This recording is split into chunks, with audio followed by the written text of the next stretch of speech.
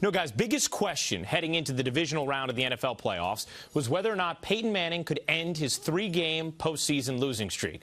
Well, Peyton and his Broncos certainly answered the bell, taking down the Chargers 24-17.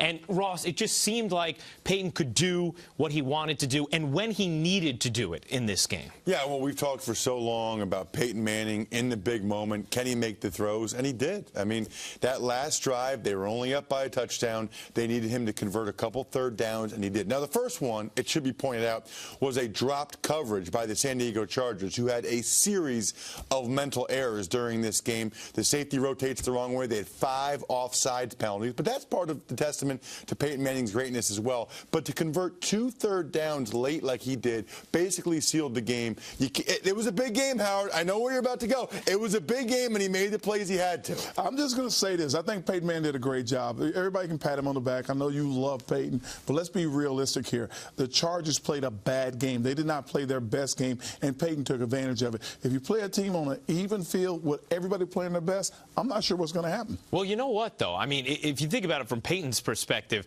most of his incompletions were drop passes. They never had to punt the entire game. He had a ball dropped in the end zone that turned into an interception. He had a fumble from Julius Thomas. And Gary, what was interesting about what Ross pointed out, those last 2 throws, is this year, John Fox and Denver put it in Peyton's hands to make those throws rather than last year when they tried to run out the clock. They got very conservative at the end of the game last year against Baltimore, and obviously the Broncos realized the best chance they had to put that game away was to let Peyton Manning, make a couple of plays, which he did. But, I was at that game, Ryan, in Denver, and you could feel the nervousness in that stadium because of what happened last year. They were up 17-0 in the third quarter, and all of a sudden it was 24-17 with 5.5 to go.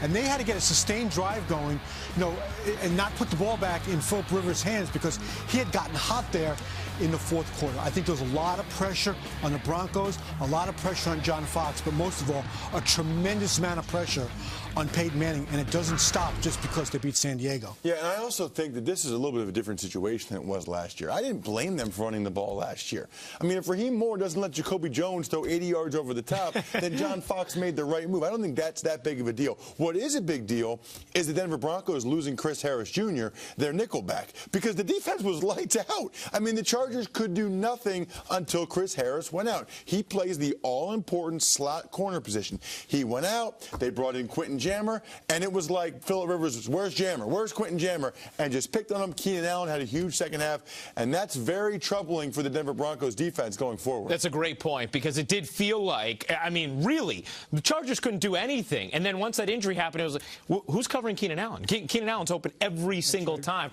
I would have to think that you think about all the injuries Denver's defense has, and Howard, as much as we talk about Peyton Manning and being clutch or not being clutch, the defense has to be the much bigger concern moving forward. I would think it was the biggest concern. I think the reason why is because you're going to play a team now where it's like everybody's a slot receiver running around the field. They're all guys under 6 foot tall, a lot of quickness, a lot of movement, and that means your DBs have to be on point and close to the guy all the time.